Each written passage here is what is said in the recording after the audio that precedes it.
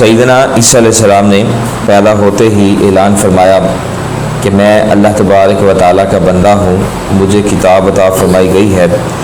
اور مجھے غیب کی خبریں بتانے والا پیغمبر علیہ السلام بنا کر بھیجا اور مجھے مبارک فرمایا جہاں کہیں بھی ہوں، واوصانی بالصلاۃ والزکوٰۃ ما دمت حیا، اور مجھے نماز اور زکوٰۃ کی تاکید فرمائی گئی۔ اللہ تبارک تعالیٰ نے اس آیت مبارکہ میں ارشاد فرمایا کہ سیدنا عیسیٰ علیہ السلام نے فرمایا کہ مجھے نبوت عطا کرنے کے ساتھ ساتھ اللہ تبارک تعالیٰ نے مجھے لوگوں کے لیے نفع پہنچانے والا، خیر کی تعلیم دینے والا، اللہ تبارک و تعالیٰ کی طرف بلانے والا اور اس کی توحید اور عبادت کی دعوت دینے والا بنایا ہے۔ بندہ بھی وہی کامیاب ہے کہ جس کی ذات سے لوگوں کو نفع پہنچے، جو خیر کی تعلیم دے، جو اللہ تبارک و تعالیٰ کی طرف بلائے، اس کی توحید کی دعوت دے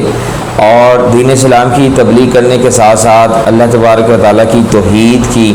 دعوت دینے کے ساتھ ساتھ مصطفیٰ علیہ الصلوۃ والسلام کے فرمان سنانے کے ساتھ ساتھ جو ہے